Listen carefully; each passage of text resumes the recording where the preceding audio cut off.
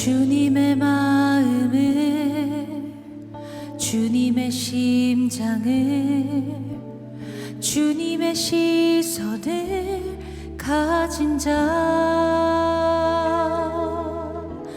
상한 갈대와 꺼져가는 등불을 외면하지 않을 자 누구인가. 주님의 눈물을, 주님의 아픔을, 주님의 애통을 가진 자, 이 땅을 향하신 주님의 마음을 가진 자 누구인가, 누구인가. 주님의 성령 부어주소서. 굳은 마음 제하시고 이 땅을 향한 주의 애끓는 맘 부사 무너진 교회 회복시키고 주 오실 길 예비하는 하나님의 사랑, 그 마음 가진 자, 주님의 마음에 합한 자로 세워주소서.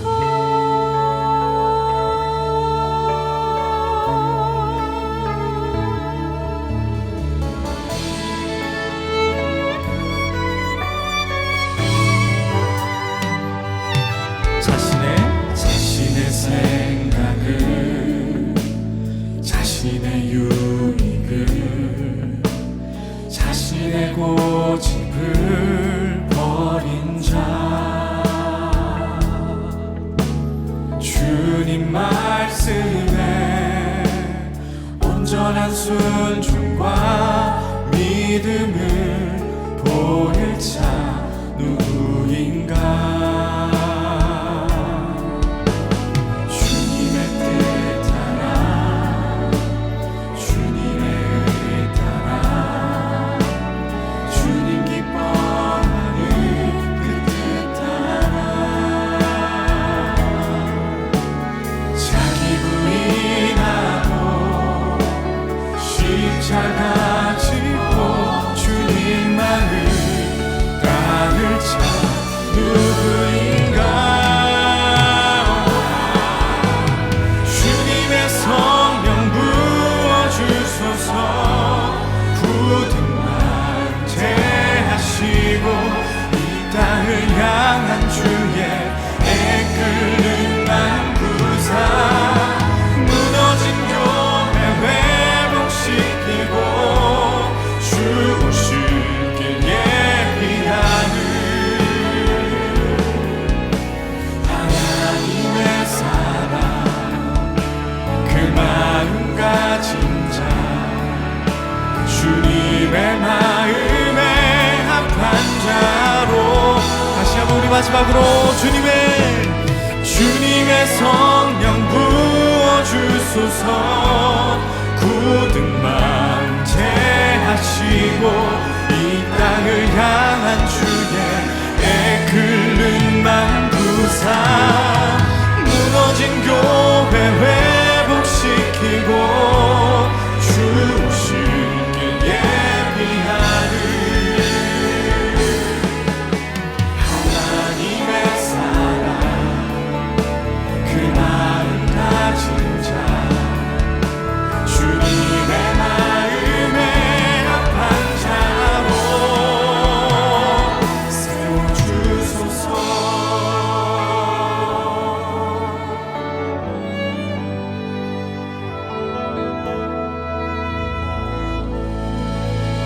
실수와 한계가 분명한 인생 가운데 예수 그리스도 찾아오셔서 흠결 없으신 삶을 사시고 우리에게 영원한 생명을 허락해 주셨습니다. 이 시간 그 예수님을 이 시간 자리에서 일어나셔서 함께 찬양하며 주님 앞에 예배하겠습니다.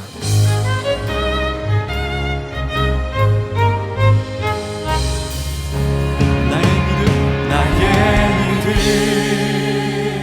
주께 있네. 십자가 능력이 내 영광 되었네. 주께서 우리를 승리케 하셨네. 나의 능력, 나의 소망 주께 있네. 나의 믿음 주께 있네. 십자가 능력이 내 영광 되었네. 주께서 우리를 승리케 하셨네. 나의 능력. 여러분에게 승리의 삶을 허락하시는 그 주님을 이 시간 마음 다해 찬양하겠습니다. 구원하심이 보좌에 앉으신, 구원하심이 보좌에 앉으신 우리 하나님과 어린 양께 있도다. 구원하심이 보좌에 앉으신 우리 하나님과 어린 양께 있도다. 우리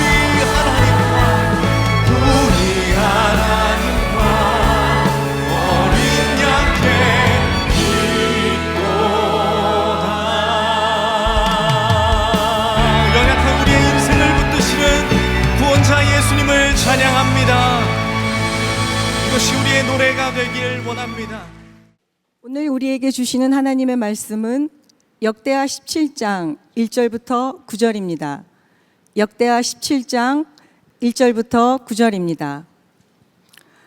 아사의 아들 여호사밧이 대신하여 왕이 되어 스스로 강하게 하여 이스라엘을 방어하되 유다 모든 견고한 성읍에 군대를 주둔시키고 또 유다 땅과 그의 아버지 아사가 정복한 에브라임 성읍들의 영문을 두었더라. 여호와께서 여호사밧과 함께 하셨으니 이는 그가 그의 조상 다윗의 처음 길로 행하여 바알들에게 구하지 아니하고 오직 그의 아버지의 하나님께 구하며 그의 계명을 행하고 이스라엘의 행위를 따르지 아니하였음이라. 그러므로 여호와께서 나라를 그의 손에서 견고하게 하심에 유다 무리가 여호사밧에게 예물을 드렸으므로 그가 부귀와 영광을 크게 떨쳤더라. 그가 전심으로 여호와의 길을 걸어 산당들과 아세라 목상들도 유다에서 제거하였더라. 그가 왕위에 있은 지 3년에 그의 방백들 베나일과 오바댜와 스가랴와 느다넬과 미가야를 보내어 유다 여러 성읍에 가서 가르치게 하고 또 그들과 함께 레위 사람 스마야와 느다냐와 스바랴와 아사헬과 스미라목과 여호나단과 아도니아와 도비아와 도바도니아 등 레위 사람을 보내고 또 저희와 함께 제사장 엘리사마와 여호람을 보내었더니 그들이 여호와의 율법책을 가지고 유다에서 가르치되 그 모든 유다 성읍들로 두루 다니며 백성들을 가르쳤더라. 이는 살아계신 하나님의 말씀입니다. 아멘. 자, 오늘 여러분들과 함께 7번째 왕 이야기, 전심으로 그 길을 가야, 여호사밧에 대한 이야기를 나누어 보려고 합니다. 자, 첫 번째 왕, 두 번째 왕, 세 번째 왕, 이렇게 세 명을 어떤 왕국 시대? 통일 왕국 시대다, 이렇게 이야기를 했고, 솔로몬 이후에 북이스라엘과 남유다로 나누어졌다. 북이스라엘의 첫 번째 왕 여로보암, 남유다의 첫 번째 왕 르호보암. 지난주에는 남유다의 세 번째 왕 누구에 대한 이야기? 아사의 이야기. 오늘은 본문이 너무 친절하게도 아사의 아들 여호사밧이 대신하여 왕이 되어, 그러니까 유다의 네 번째 왕이었던 여호사밧에 대한 이야기를 나누게 됩니다.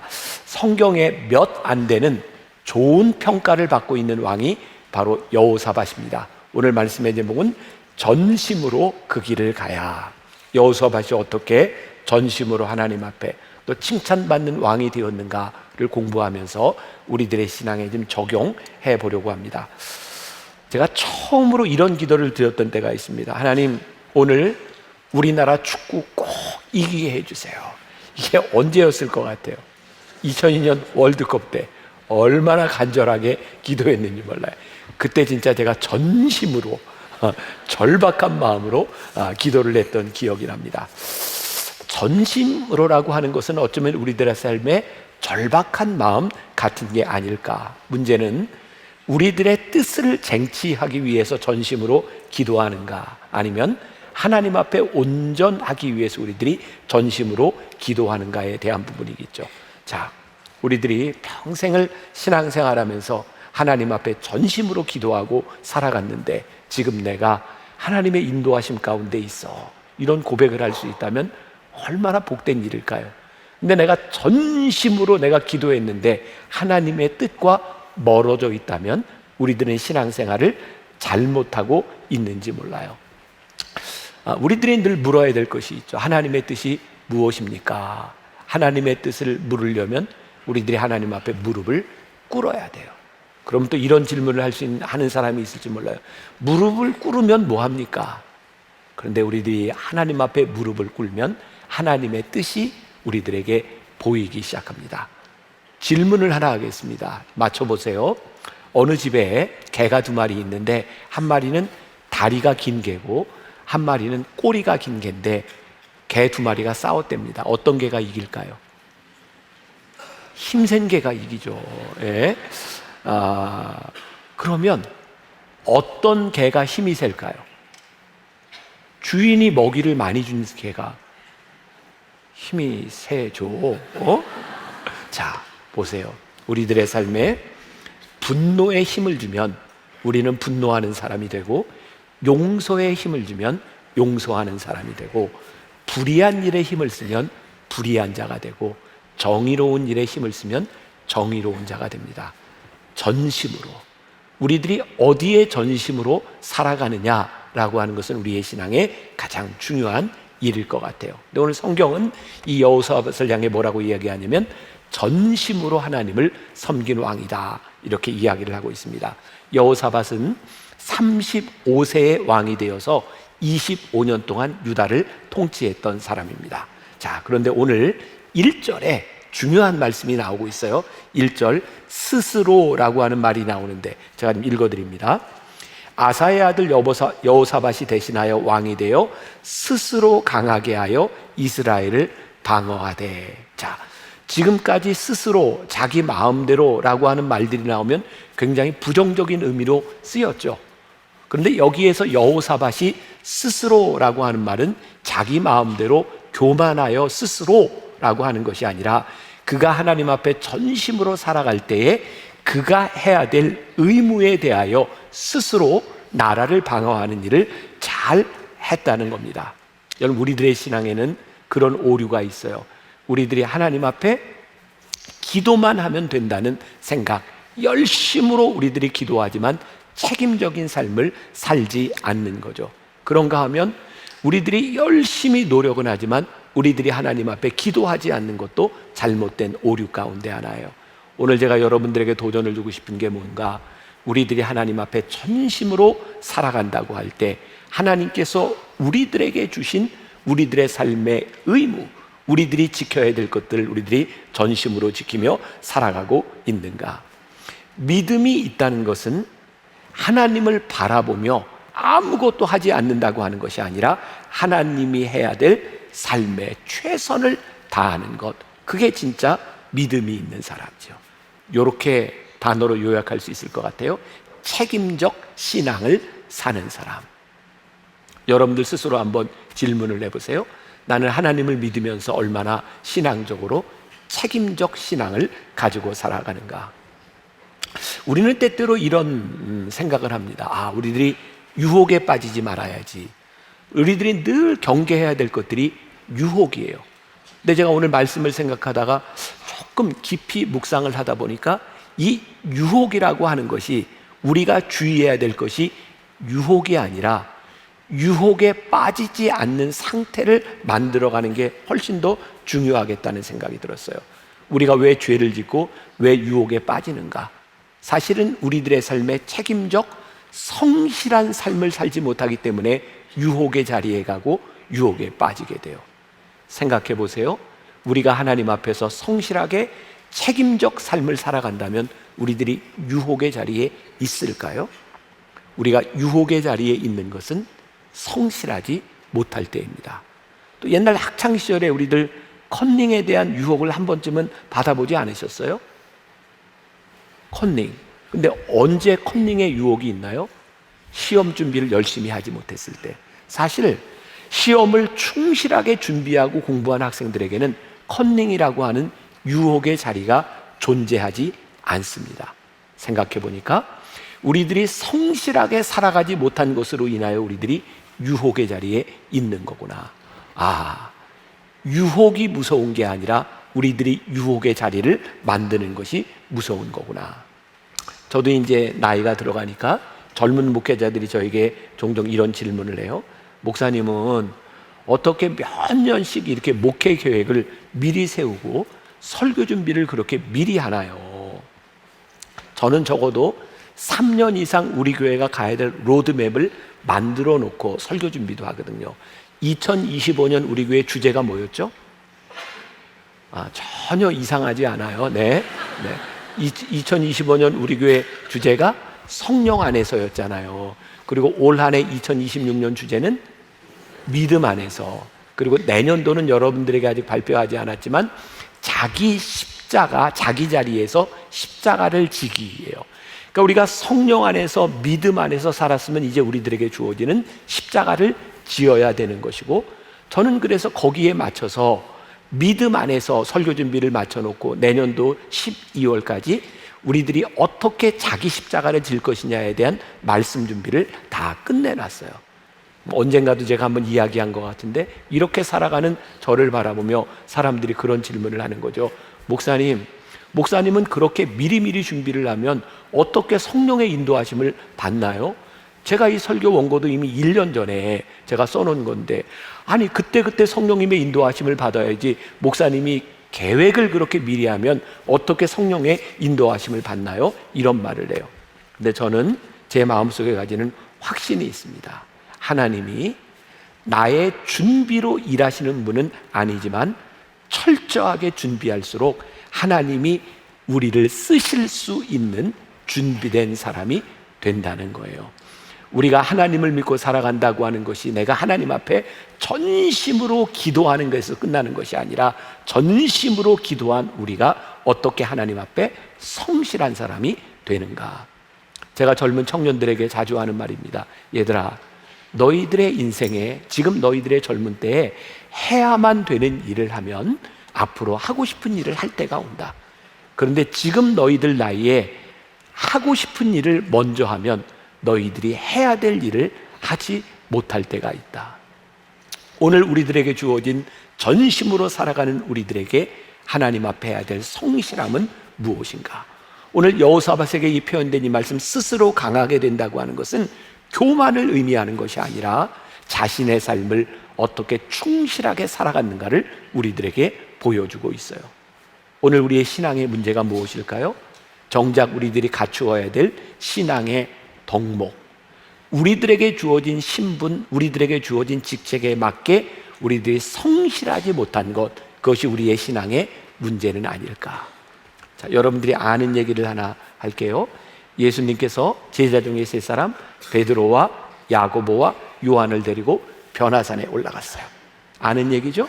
그 변화산에서 예수님이 모습이 변모됐습니다. 그때 베드로가 거기서 무슨 이야기를 하죠? 예수님, 여기가 좋사오니 여기에다 초막을 짓고 머무르면 좋겠습니다. 근데 예수님이 어떻게 하셨어요? 내려가. 그리고 그들을 다 끌고 내려왔어요. 내려왔더니 이 땅에 무슨 일이 일어나고 있었냐면 귀신 들린 아이를 데려온 어떤 아버지, 그리고 그 귀신 들린 아이를 고치는 일이 일어나죠. 예수님께서 뭘 가르쳐주고 싶으셨어요? 얘들아, 너희들이 아무리 열심히 신앙생활을 하고 너희들이 환상을 보고 놀라운 일을 본다 할지라도 너희들이 일해야 되는 자리는 너희들이 사는 삶의 자리야. 거기가 사명의 자리야. 오늘 여러분들에게 주는 굉장히 중요한 도전이에요. 전심으로 우리들이 하나님을 믿고 살아간다고 하는 것은 뭐라고요? 우리가 살아가야 되는 삶의 한가운데서 우리들이 어떻게 준비된 자로서의 우리들의 삶을 살아가느냐는 거죠. 자, 여호사밧의 훌륭한 점, 전심으로 하나님을 섬겼던 여호사밧의 훌륭한 점이 뭐예요? 철저히 준비를 하고 나니 이방의 왕, 그의 아버지 아사가 아람 왕에게 벤 하닷에게 돈을 주고 어려움을 구함을 받은 것처럼 그런 유혹을 받을 필요가 없었다는 거예요. 우리가 무서워해야 되는 것은 유혹이 아니라 유혹을 받을 만한 상황을 우리들이 만들지 말아라. 여호사밧이 모범이 된 것, 자신이 준비한 일을 통해 전심으로 하나님을 섬기는 사람이 되었다는 거예요. 오늘 저는 여러분들이 요거 하나만 기억해도 참 좋을 것 같아요.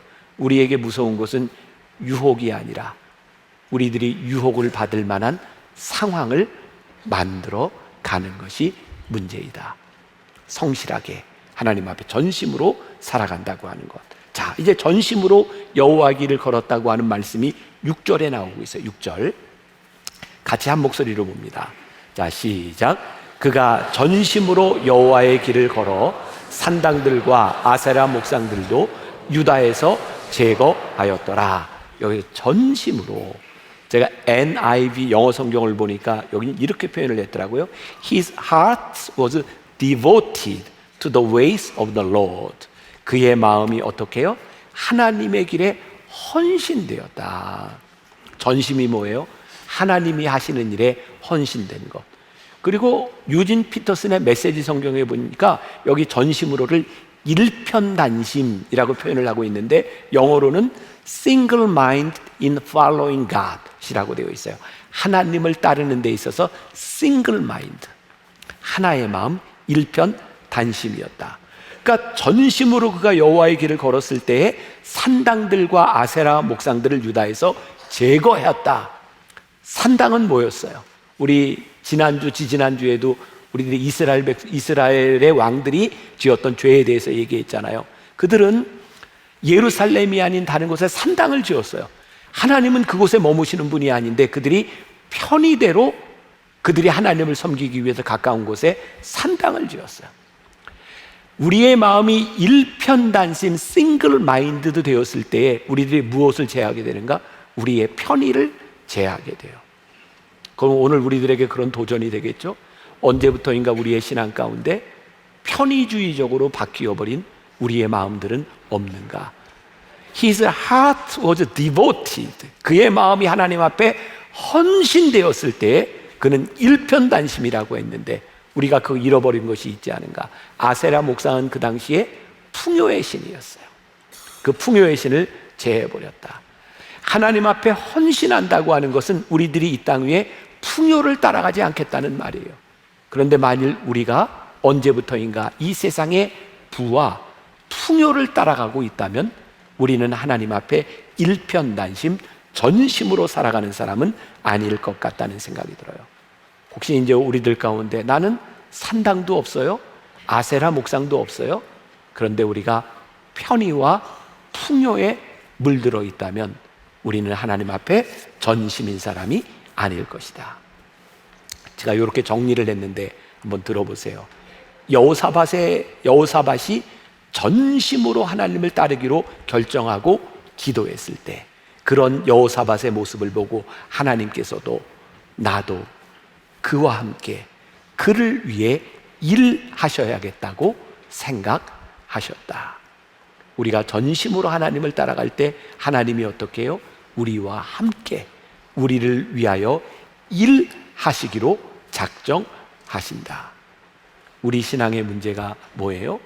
하나님의 임재를 구하고 우리들이 지혜로운 자, 지난주에 그런 이야기를 했어요. 지혜로움이란 우리들이 살아가면서 죄를 짓지 않고 살아가는 것이 아니라 우리 중에 누구도 온전한 사람이 없지만 그 불온전함 가운데서 죄를 지었을 때 하나님 앞에 납작 엎드릴 수 있는 사람, 그런 사람이 지혜로운 사람이다. 자, 오늘 말씀에 이제 제일 중요한 부분이 될 것 같아요. 전심의 전염성에 대하여 제가 이야기를 하려고 합니다. 제가 이제 또 제가 자랑을 한 지가 오래돼서 한번 또 제 자랑을 해야 될 것 같아요. 뭐 마음 편히 들을 준비 돼 있죠? 네, 뭐 익숙해졌잖아요. 제가 잘난 척하는 거예요. 자, 지난주에 제가 어떤 분들과 함께 이제 식사를 하는데 교회 이야기가 나왔어요. 그래서 저는 만나교회에서 목회하는 게 너무 좋은 이유 가운데 하나가 우리 교인들은 너무 착하고 순하고, 저는 20여 년 동안 만나교회 담임 목회를 하면서 장로님과의 갈등이나 교인들 간의 갈등, 다툼 이런 걸 경험해 보지 못하고 정말 우리는 정말 착한 사람들이 모여서 신앙생활을 너무나 잘하는 것 같고, 저는 장로님들에게 너무 감사한 것 중에 하나가 장로님들이 함께 마음을 나눌 수 있다고 하는 게, 착하다고 하는 게 얼마나 감사한 일인지 모른다고 제가 이렇게 얘기를 했거든요. 이제 자랑은 여기부터. 그 얘기를 들었던 분이 저에게 이런 얘기를 하는, 목사님 그게 다 목사님 닮아서죠. 네. 너무 행복해요. 근데 진짜 저는 이제 앞으로 살아가면서 어떤 일을 경험할지 모르지만 정말 세상에 나쁜 사람도 있잖아요. 사람 때문에 얼마든지 고생할 수도 있을 것 같아요. 그런데 교회에서 저도 이렇게 뭐 화를 내거나 다툼을 만드는 사람이 아니니까 우리 교회에 이렇게 예배 드리는 사람들, 처음 오는 사람들이 대부분 하는 이야기가 어떻게 그렇게 만나교회는 편안해요, 이런 이야기들을 하는 거죠. 저는 이게 우리들의 마음이 전염되는 일이라고 생각하거든요. 근데 이 전심으로라고 하는 것도 전염이 되고 있다. 저는 그 리더십이라고 하는 말을 참 좋아합니다. 리더십이 뭐냐? 그 리더는 어떤 집단의 우두머리만을 이야기하는 것이 아니라 우리들이 어떻게 선한 영향을 끼치는가, 그게 리더십이니까. 여호사밧이 왕위에 오른 지 3년 되었을 때 그가 어떤 일을 했는가 보세요. 제가 읽어드립니다. 긴장하고 제가 어디서 틀리나. 그가 왕위에 있은 지 3년에 그의 방백들 벤하일과 오바댜와 스가랴와 느다넬과 미가야를 보내어 유다 여러 성읍에 가서 가르치게 하고, 또 그들과 함께 레이 사람 스마야와 느다냐와 스바랴와 아사헬과 스미라목과 여호나단과 아도니야와 도비야와 도바도니야 등 레이 사람들을 보내고, 또 저희와 함께 제사장 엘리사마와 여호람을 보내었더니, 잘 넘어왔어요? 자, 그들이 여호와의 율법책을 가지고 유다에서 가르치되 그 모든 유다 성읍들로 두루다니며 백성들을 가르쳤더라. 여호사밧이 3년 되었을 때에 그의 전심이, 하나님을 향한 전심이 어떻게 나타나요? 내가 가지고 있는 이 전심을 사람들에게 전해야 되겠다. 그래서 유다 전역의 사람들을 보내서 그 말씀, 그 전심을 전하게 하는 거죠. 진정한 리더십이라고 하는 것은 어떤 것일까요? 저는 변화시키는 일이라고 생각해요. 삶의 방식을 바꾸어주는 일이라고 생각해요. 힘들지만 불가능한 일이 아니고, 내 마음속에 전심이 들었을 때에 내가 만나는 사람, 그 전심을 가지지 못하는 사람들에게 어떻게 이 마음을 전할 수 있는가, 그리고 이 전심이 유다 땅에 전염되었을 때에 이 여호사밧은 좋은 왕으로 쓰임받게 되는 거예요. 저는 이 여호사밧의 이야기를 이렇게 말씀을 준비하면서 제 생각이 났어요. 제가 물론 이렇게 위대한 인물들과 비교할 바는 아니지만 저에게 있었던 전심, 그 마음, 제가 2002년도에 오래전이죠. 제가 25년 전에 책을 하나 썼어요. 우리가 꿈꾸는 교회. 이제 그 책이 이제 다 절판이 돼서 이제 볼 수는 없지만, 우리가 꿈꾸는 교회라는 제 책을 낼 때에 그 출판사의 편집장이 저에게 그 책을 내지 마세요, 이렇게 얘기를 했어요. 이유는 그 당시에 제가 만나교회 부목사였거든요.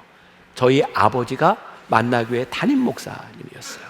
그리고 그 당시에 이 한국교회는 세습이라고 하는 논쟁들이 있었기 때문에 아버지가 담임으로 있는 교회의 아들이 그런 책을 쓰면 목사님 논란에 휩싸이게 됩니다. 그 책 쓰지 마세요. 근데 제가 그 책을 쓴 이유가 있었거든요. 저는 만나교회에서 목회를 하려고 하는 생각이 아니라 그 책을 쓰고 진짜 하나님께서 내 마음에 주셨던 꿈꾸는 교회 목회를 하고 싶었어요.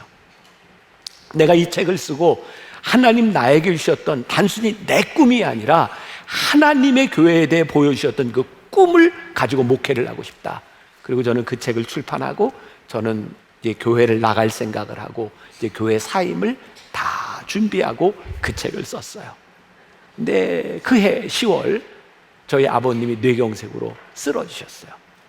제가 교회를 나갈 수 없는 상황이었고 제가 부목사인 상태에서 이제 설교를 맡아가게 됐어요. 근데 이미 그 책을 내놓고 저는 꿈꾸는 교회에 대한 패션이 제 안에 있었는데 그걸 제가 어떻게 할 수가 없었어요. 그래서 이 꿈꾸는 교회를 교인들과 함께 나누어야 되겠다. 근데 그때 제가 30대 후반에 저는 아직 부목사였는데 어떻게 교인들과 이 성경 공부를 할 것인가.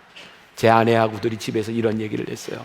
우리 한번 우리가 옳다고 생각하는 꿈꾸는 교회에 대한 이 이야기들을 교인들과 함께 나누고 교인들이 받아들이지 못하고 그것이 이 안에서 실현될 수 없다고 하면 우리 장렬하게 교회를 떠나자. 그리고 내가 하나님께 좋은 일을 하랴, 사람들에게 좋은 일을 하랴. 그리고 성경 공부를 시작했어요.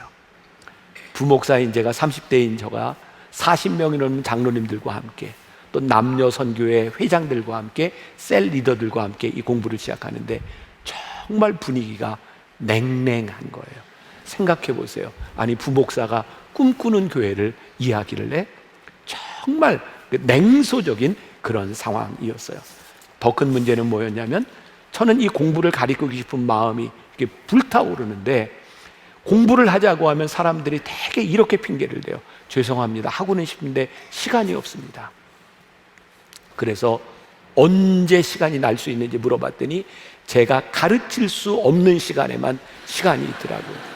그게 언제였냐면 그 당시에는 우리 금요일 날 9시에 금양로 기도회가 있었는데 금양로 기도회 시작하기 전, 그 다음에 금양로 기도회가 11시에 끝나는데 11시부터 2시간, 그리고 토요일 새벽에만 시간이 된대요. 토요일 새벽 6시. 그래서 제가 그 당시에 금양로 시작하기 전 끝나고 2시간, 새벽 6시 그렇게 성경 공부 11개를 개설을 해서 공부를 했어요. 그때 저에게는 딱 한 가지 마음밖에 없었어요. 전심. 하나님, 저에게 주셨던 이 교회의 꿈, 하나님, 우리가 하나님께 주셨던 이 마음을 가지고 교회가 정말 이렇게 되었으면 좋겠습니다. 그리고 1년이 지나서 제가 만나교회 담임이 되었어요. 그리고 그 공부를 같이 했던 사람들과 함께 우리 만나교회에 변화들이 일어나기 시작했어요. 주변에 있는 사람들이 저에게 이렇게 물었어요. 목사님, 만나교회에서는 그런 변화가 일어나는데 어렵지 않았나요? 반발이 있지 않았나요? 저는 그런 분들에게 이렇게 얘기했어요. 아니요, 한 번도 우리 교회에는 변화 때문에 갈등이 있지 않았습니다. 단지 그 변화의 목적이 아니라 왜 변화를 해야 하는지 공부하는 그 시간들이 힘들었지만 그 공부를 하고 난 이후에 우리 교회의 변화는 전혀 힘들지 않았습니다. 우리들에게 시간이 없어서가 문제가 아니고 우리들이 핑계를 대는 것이 문제가 아니고 사실은 우리들의 삶에 전심이 있는가. 그리고 제가 아팠잖아요. 근데 사람들이 저한테 그렇게 얘기를 하는 거죠. 그러니까 아프죠. 진짜 건강을 잃을 만큼 열심히 전심으로 사역을 했어요. 제가 이제 몸이 아프고 나니까 저는 젊은 목회자들에게 이런 말을 많이 해요. 자, 젊을 때에 건강을 잘 신경 쓰세요. 건강을 잃으면 아무것도 하지 못해요. 그런데 그런 생각이 들더라고요. 전심으로 살아보지 못한 사람들에게 쉬십시오 라고 하는 말이 어떤 의미가 있을까? 그리고 물론 저의 경우이지만 이렇게 시간을 지나오면서 목회하는데 아니 심장에 스텐트 몇 개는 좀 꽂고 뭐 이렇게 좀 전신 마취도 좀 하고 그래야 목회가 되는 거 아니에요? 아니에요. 네. 그냥 들으세요. 근데 저는 제가 이렇게 아프고 힘들었던 시간들에 대하여 후회가 없어요. 왜? 내가 하나님 앞에 전심으로 살았던 그 시간들이 내 삶에 의미 있는 시간이니까. 오늘 여러분들이 저처럼 목회자는 아니지만 그런 도전을 주고 싶어요. 하나님께서 여러분들의 마음에 전심으로 여러분들의 가슴을 뛰게 하고 여러분들의 인생에 전심으로 살아가는데 변화를 주고자 하시는 하나님의 역사가 우리들 가운데 일어날 때 이 일들을 이 전심을 우리들이 어떻게 만들면서 살아갈 수 있는가? 여호사밧의 위대함은 그의 전심을 전염시키는 사람들이었다는 거예요. 여러분들에게도 그런 꿈이 생겼으면 좋겠어요. 하나님, 내 속에 있는 이 뜨거움과 내 속에 있는 이 전심을 우리 주변에 있는 사람들과 나눌 수 있는 마음을 우리들에게 주시옵소서. 이렇게 여호사밧이 전심으로 하나님을 섬기며 나라를 지킬 때에 위기가 찾아와요. 모압 자손, 암몬 자손, 마온 사람들이 동맹하여 여호사밧을 공격하게 됩니다. 여호사밧이 가지고 있는 그 군대를 가지고는 막을 수 없는 상황 가운데서 여호사밧은 지체하지 않고 온 유다와 함께 금식하며 하나님 앞에 매달리게 됩니다. 저는 또 하나 그런 생각을 해요. 진짜 좋은 리더십이란 위기 가운데서 나 혼자 버티는 것이 아니라 우리와 함께하는 믿음의 사람들과 이 시간들을 지나가는 것이다. 여호사밧이요, 어떻게 해요? 유다 사람들과 함께 금식을 선포하고 기도할 때에 하나님께서 황당한 길을 알려주세요. 병력이 모자라서 싸울 수 없어서 기도했는데 하나님께서 나가래요. 싸우시라는 거예요. 그래서 여호사밧과 이 병사들은 성가대를 조직하고 거룩한 예복을 입고 군대 앞에서 찬양하며 적진을 향해 나아갑니다. 여러분, 우리의 신앙이에요, 하나님께 기도하고 전심으로 살아갈 때 하나님이 일하시는 것은 우리의 방식이 아니라 하나님의 방식으로 일하시는 거예요. 전심으로 우리들이 믿음으로 나아갈 때 하나님이 역사하실 때 이 적군들이 서로 자기들끼리 싸우기 시작하고 모든 적군들이 전멸하는 일들을 경험하게 됩니다. 기도의 응답은 내가 생각했던 방식이 아니라 하나님의 방법으로 이루어지는 거죠. 우리나라의 부흥운동 하면 우리가 1907년 대부흥운동을 이야기합니다. 길선주 장로님이 아직 목사 되기 이전에 집회에서 일어나서 회개할 때에 그 회개의 영향을 받았던 그 교회가 전체가 다 회개하기 시작하고 평양의 장대원 교회에서 일어났던 부흥의 운동들이 전국 방방곡곡으로 부흥의 역사가 일어나더니 이 나라 대한민국의 역사가 일어나요. 저는 오늘 여러분들에게 그런 도전을 드립니다.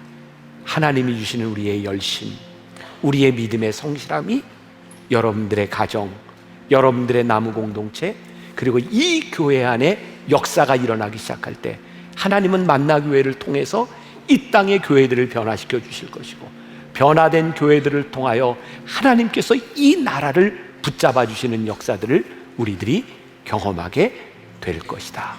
사랑하는 여러분, 올 한 주 여러분들이 살아가야 되는 세상 한가운데서 여러분들을 부르신 여러분들의 삶의 한가운데서 전심으로 하나님 앞에 전심으로 성실하게 믿음의 길을 가는 여러분들이 되시기를 주님의 이름으로 간절히 축원합니다. 우리 같이 온 마음 다해 우리 같이 한번 찬양합시다.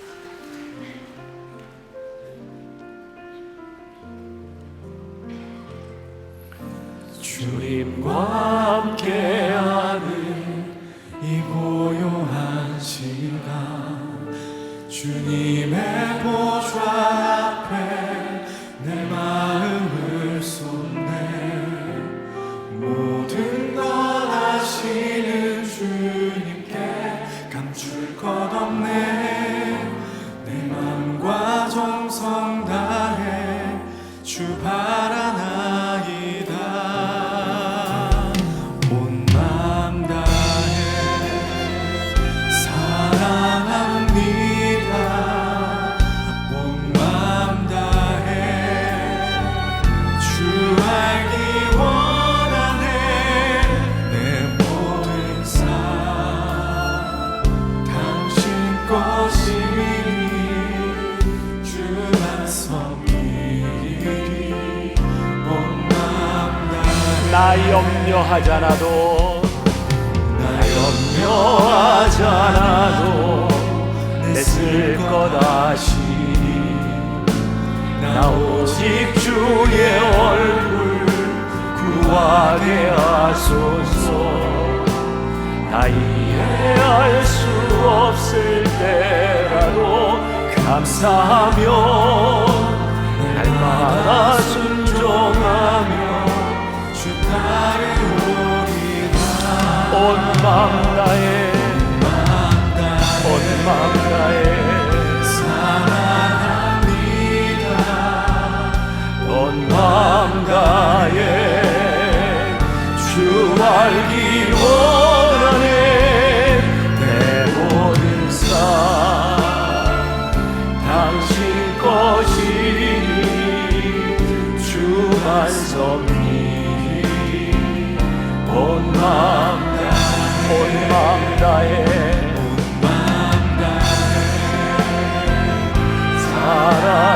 사랑합니다. 온 마음 다해 주 알기 원하네. 내 모든 삶 당신 것이니 주만 섬기리. 온 마음 다해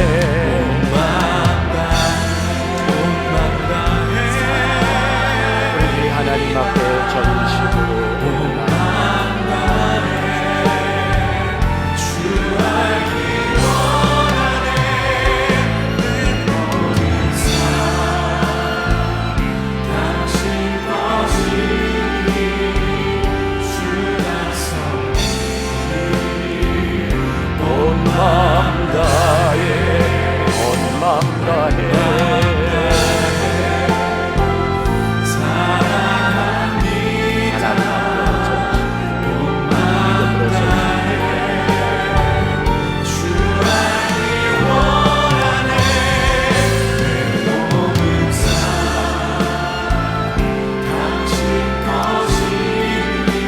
아버지 하나님 전심으로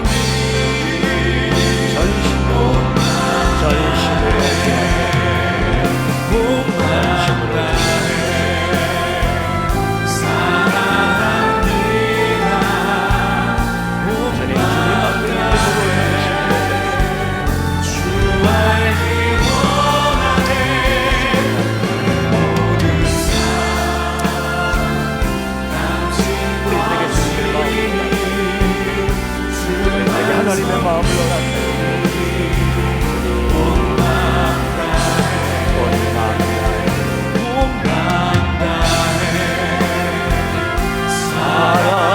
사랑합니다. 온 마음 다해 주 알기 원하네. 내 모든 삶 당신 것이니 주만 섬기리.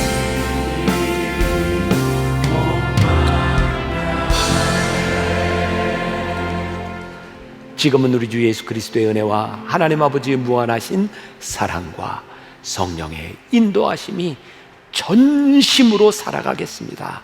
다짐하며 나가는 당신의 사랑하는 모든 백성들 위해 지금부터 영원까지 함께 하시기를 간절히 축원하옵나이다. 아멘.